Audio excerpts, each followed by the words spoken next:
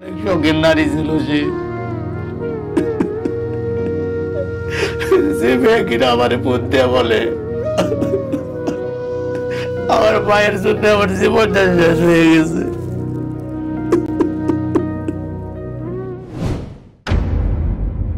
সরকারি জব করি, ফ্যামিলিগতভাবে সবসময় স্যার আব্বু আম্মু ছেলেকে বিয়ে শাদী দেওয়ার জন্য।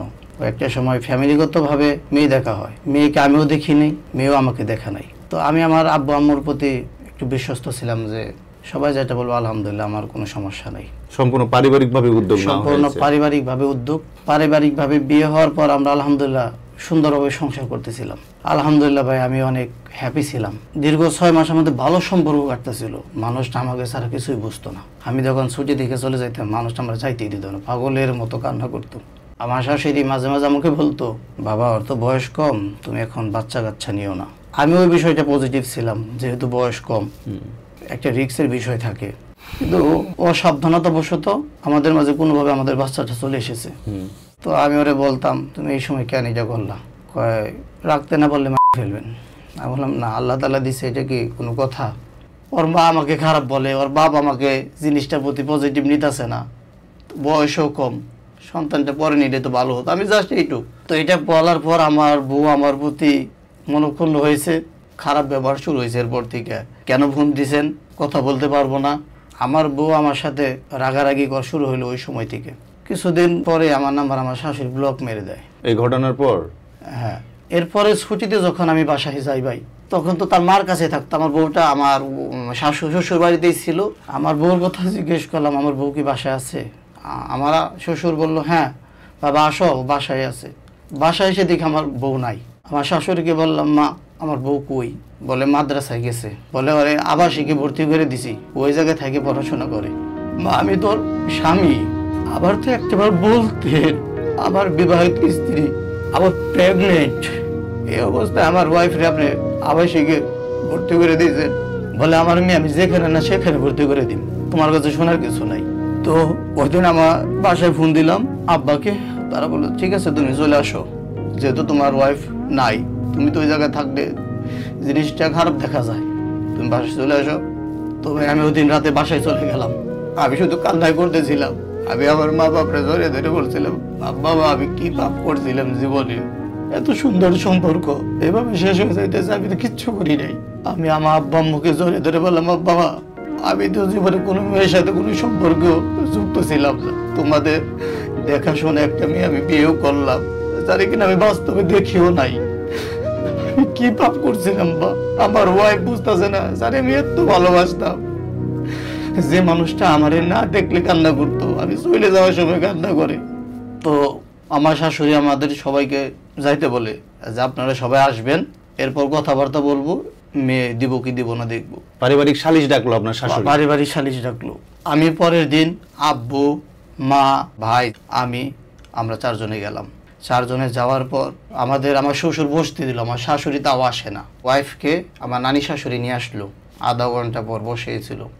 আমার বাপ মাঝে তার বিহেভিয়ার কোনো খাওয়া দাওয়ার কোনো কিচ্ছু না, কোনো আদর আপ্যায়নের কিছু নাই, কিচ্ছু না। তো ওই দিনকে বলতেছে আমার শাশুড়ি, আমার মেয়ে আমি দিব না, আমার মেয়ে আমি দিব যখন আমার মনে চাবে, আমার মেয়ে 4 বছর পর দিব।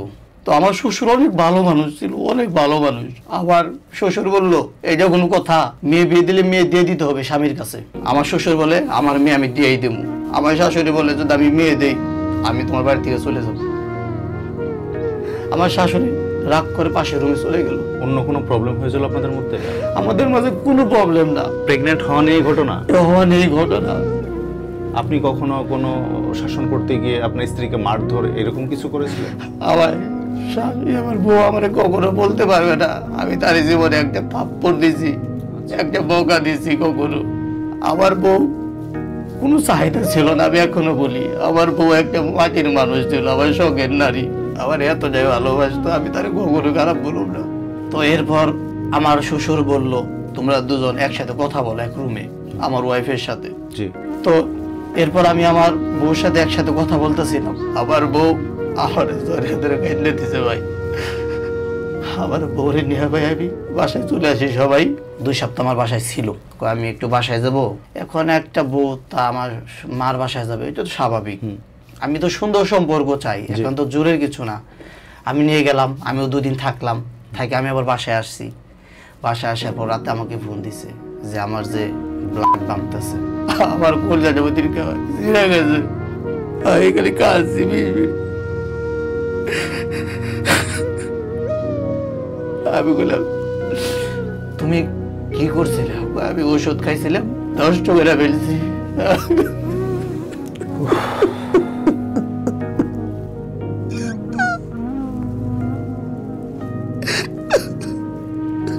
আর ওই দিন থেকে আমার কলিজাটা ছিঁড়ে গেছে গা। আপনাকে না জানিয়ে সে ওষুধ খেয়েছে? ভাই না জানি ওষুধ খেয়ে ফেলছে, আমি জানি না কার বুদ্ধিতে, কিন্তু ভাই সে বলতেছে সে নিজে ওষুধ খাইছে, আমার সন্তানটা নষ্ট করে ফেলছে। আমার কাছে খালি মনে হইতেছে মনে হয় আমার প্রতি রাগ করে করলো এরকম, কিন্তু আমি তো তারা সুন্দর মতো মাইনে আনলাম। প্রতিটা দিন আমার কইতো আপনি এত আদর করেন আমারে, আপনি সন্তান এত আদর করেন, এখন গর্বে থাকা অবস্থায় আমার এত আদর করেন। বললাম দেখো রহমত দেওয়ার মালিক আল্লাহ, আমার ভিতরে কেমন জানি একটা রহমত আসছে তোমার প্রতি, সন্তানের প্রতি। আমি এগুলা স্যার কিচ্ছু বুঝি না। এটাই স্বাভাবিক, এটাই হওয়ার কথা। তো এরপর সন্তান নষ্ট করার পর তার বাসায় আমি গেলে তার নানির বাসায় চলে যায়। মার কাছে গেলে বলে আমার মেয়ে আমি দিব না, কিন্তু আমি তো চেষ্টা ছাড়ি নাই। আমি বেলা হাজের মতো ছুটি পাইলে ওই বাসায় যাইতাম শুধু সংসারটা টিকানোর জন্য। তাহলে আমি আমার ওয়াইফের কাছে যাব, আমার তো লজ্জার কিছু নাই, আমার তো লজ্জা শেষই। আমি তো সংসার বাঁচানোর জন্য করতেছি। একটা মানুষের লাইফে একটা শখের নারী থাকবে, ওই মানুষটাকে নিয়ে সারা জীবন সংসার করবে, দুজন দুজনের সুখে দুঃখে সবসময় পাশে থাকবে, এটাই তো মানুষ চায়। আমিও তো ওরকমই একটাই মানুষ। আমি তো কোনো পরকে লিপ্ত ছিলাম না যে আমার প্রতি রাগ রাগ করবে।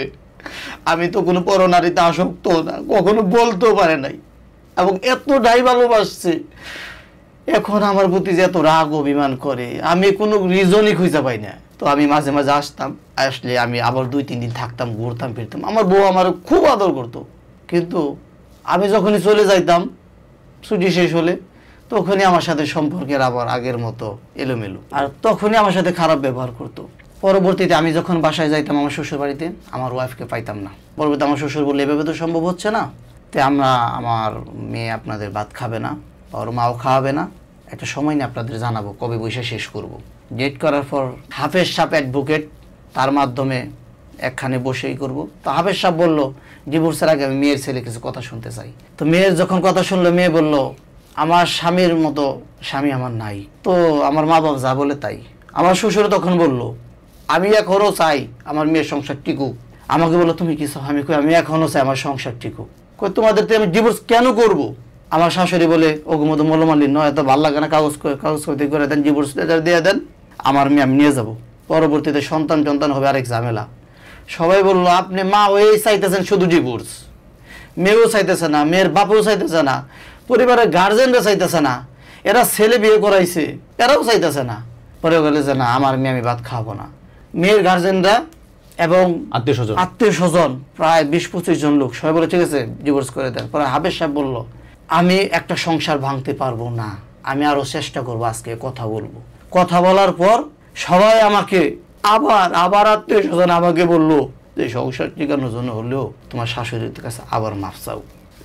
আমি আমার শাশুড়ির হাতটা ধরে গেলাম, মা আমি তো অনেক ভুল করছি, মা আমি কি ভুল করছি আমি নিজেও জানি না। একটা সন্তানরে তো মানুষ মাফ করে দেয়, আপনি আমার মাফ করে দেন। আমার জীবনে যা ভুল হয়েছে যাই হয়েছে সব ভুল আমার সংসারটা টিকুক মা। পরে একটা সময় দিন দীর্ঘ 4 মাস পর বউকে আমার দিয়ে দিল। এরপর যে গার্জেনরা দিছিল তারা বলছিল আজকে মেয়ে দিয়ে দিলাম, মেয়ে ছেলের আন্ডারে থাকবে পরিবারের সাথে, যেহেতু শ্বশুর শাশুড়ি ভালো, ছেলের দোষ নাই, ছেলের আন্ডারে থাকবে, 2-3 মাস পর জানিয়ে আসবেন, কারণ ও একটা সম্পর্ক বুঝবে, একটা সুন্দর সংসার বুঝবে, গভীরতা বুঝবে।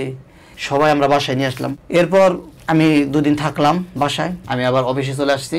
3 দিন পর আমার শ্বশুর আসছে, কয় মেয়েটি নিয়ে যাই, 2 দিন পর আবার বিয়ে যায়, নিয়ে আসেন। আমার বাপ মা দিবে না, যে জায়গায় সম্পর্কের জটিলতা অনেক সমস্যা, এই জায়গায় 2 দিন পর কেন আসবো, সবাই দিল 3 মাস পর। পরবর্তীতে জানতে পারলাম আমার শাশুড়ি নাকি আমার শ্বশুরে বলছে তুমি আমার মেয়ে জোর করে দিয়ে দিস, আমার মেয়ে আমার কাছে নিয়ে আসবা, আমার মেয়ে ওই বাড়িতে রাখবো না, তুমি যদি আমার মেয়ে না আসো তাহলে আমি তোমার ঘর থেকে চলে যাবো। পরবর্তী আমার বউ নিয়ে গেছে, সোমবার দিন আনার কথা, আমি আবার মঙ্গলবার বাসায় আসবো। আমার আব্বা মামা গেছে, কুত্তার মতো ব্যবহার করছে আমার বাপ মার সাথে। তো এরপর 1 সপ্তাহ পর যে মানুষগুলো আমাদের উঠিয়ে দিয়েছিল, এই মানুষগুলোর মাধ্যমে আবার একত্রিত বসা হলো, আবার বসা হলো। বসে আমার ডিভোর্স করে দিল। এরপর আমি আমার মতো কর্মস্থলে চলে গেলাম। আমার মন খারাপ, আমি ফ্যামিলিতে কথা বলি না, ভিতর থেকে কোনো কিছু আসে না, ভেঙে পড়েছি। দীর্ঘ 1 বছর 2 মাস পর আমার ফ্যামিলিগতভাবে একটা বিয়ের আয়োজন করে। আমার বাবা মা জোরপূর্বকভাবে ভালো থাকার জন্য বিয়ে করালো। একটা সময় আমি রাজি হয়ে বিয়ে করলাম। আমারও সুন্দর সংসার চলতেছিল, আলহামদুলিল্লাহ। আমি আমার সংসারে অনেক অনেক অনেক ভালো, আলহামদুলিল্লাহ, এখনো ভালো আছি। আমি কখনো আমার এক্স ওয়াইফের সাথে যোগাযোগ করিনি, বাট আমি শুনছি সে আলহামদুলিল্লাহ বিয়ে করেছে, সুন্দর হাজব্যান্ড আছে, কোটিপতিওয়ালা বাড়ি আছে, গাড়ি আছে, অনেক সুন্দর সংসার আছে। আমি আলহামদুলিল্লাহ ওইসব দিকে কোনি না, একটা মানুষের সংসার আসবে স্বাভাবিক। আমি আমার লাইফ নিয়ে অনেক হ্যাপি আছি। তারপর দীর্ঘ 2 বছর পর কিছুদিন আগে ফেসবুকে একটা আমি ছবি আপলোড করি। তো ছবিতে আমার এক্স ওয়াইফ একটা লাভ রিয়াক্ট দেয়। তখন আমি বুঝতে পারি এটা তো তার আইডি। তখন আমি বলি কেমন আছো, তো কথাবার্তা হয়। তখন বললাম কথা যেহেতু হয়েছেই, আমার একটা কথার উত্তর দিয়ে যাও, আমি তোমার আজও অনেক ভালোবাসি, মৃত্যুর আগ পর্যন্ত ভালোবাসবো, কারণ তুমি আমার শখের নারী ছিলা, দূর থেকে ভালোবাসবো। তো তখন বললাম একটা উত্তর দেওয়া যাও, আমার ডিভোর্সের রিজনটা কি ছিল? তখন সে আমার বলছিল যে সন্তান নষ্ট কোনো ডিভোর্সের রিজন ছিল না আপনার সাথে আমার। আমি তো অবাক হয়ে গেলাম ভাই, আমি জীবনে যা করছি কান্না করে বলতেছে আমি একটা শখের পুরুষ হারিয়ে ফেলছি। আমি ভাই আমি এখনো বলতে পারি নাই, যখন যে আমার বললো আমার লাইফে আমি একটা শখের পুরুষ হারিয়ে ফেলছি, আমি বললাম দেখো আমি তোমারে হারাই নাই, কারণ তোমার আমি কখনো ভুলিই নাই। মন থেকে ভালোভাবে সুন্দর সম্মানের সাথে রেসপেক্টের সাথে আমার যে ওয়াইফ ছিল এখনো আমার কাছে ওইভাবেই রাখছি, এর জন্য আমি কখনো হারাই নাই। পরে বললাম দেখো তোমার সাথে আমার যোগাযোগ হলে একটা সময় দুজনের সম্পর্কটা নষ্ট হবে, আবার তোমার একটা ভবিষ্যৎ আছে, সুন্দর সংসার আছে, আমি আমার ওয়াইফ নিয়ে আমি আলহামদুলিল্লাহ অনেক ভালো আছি, তো আমরা যোগাযোগ না করি, এটা আমাদের জন্য ভালো। সুন্দর মতো শেষ হলো, আমরা কথা দিলাম, কিন্তু কেউ কাউরে ব্লক করি নাই, কারণ ব্লক তো আসে না ভিতর থেকে কেউ কাউরে। 3 দিন পর আমাকে SMS দিছে আবার নিজে থেকে, আপনি এটা কি করলেন, কেন বিয়ে করলেন? আমি বললাম কেন, বিয়ে তো করতেই হবে, তুমিও তো বিয়ে করে নিছো। জানেন আমার বাপ মা আমার আত্মা বান্ধে আমার বিয়ে দিছে, আমি বিয়ে করতে চাই নাই, কিন্তু আমার হাজবেন্ড তার ফ্যামিলি চাইছিল আমাকে বিয়ে করবে। অনেক দিন ধরে কথাবার্তা হয়েছিল ফ্যামিলিগতভাবে, আমার হাত আমার পা বান্ধা লইয়া এরপর এক জায়গায় নিয়ে কাজে অফিসে নিয়ে আমাদের বিয়ে করাইছে। তা আমি কখনো মাইনে নিতে পারি নাই। তো সে আমার বললো আমি হ্যাপি নাই। আমি কেন?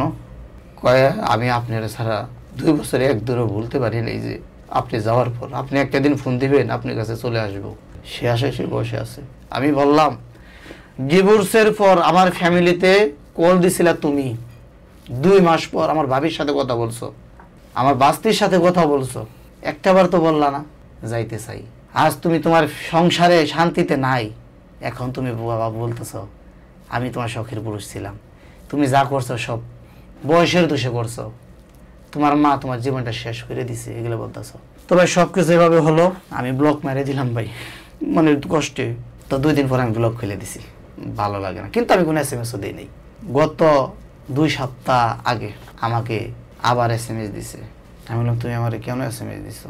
সে শুধু কন্টিনিউ কান্নাকাটি করতেছিল। বর্তমান স্ত্রী কিছু বুঝতে পারে নাই? না, আমার বর্তমান স্ত্রীকে আমি কিছু জানাই নাই। তো তারপর ঘটনাটা হলো আমি খুব কান্নাকাটি করছি যে আমার লাইফে এমন একটা মানুষ গেল, এমন সময় ভুল বুঝলো আমার শখের নারী, তার কষ্টগুলো আমার সহ্য হইতেছিল না। তো তখন আমি একটা সময় ভাবলাম যে আমি যদি ওর সাথে দেখা করে বুঝাইতে পারি বিষয়গুলো। দেখা করে বুঝাবে? দেখা করে বুঝাতে পারি, হ্যাঁ। আমিও তার প্রতি উইক, সে আমারে বলতেছে আমি আপনার লাইফে আবার চলে আসবো। আমি বলতেছি দুইটা সংসার আবার নষ্ট করে আবার চলে আসবো, দরকার হয় আমি আপনার লাইফে সেকেন্ড ওয়াইফ হিসেবে থাকবো, তাও আপনার লাইফে আমি চলে আসবো।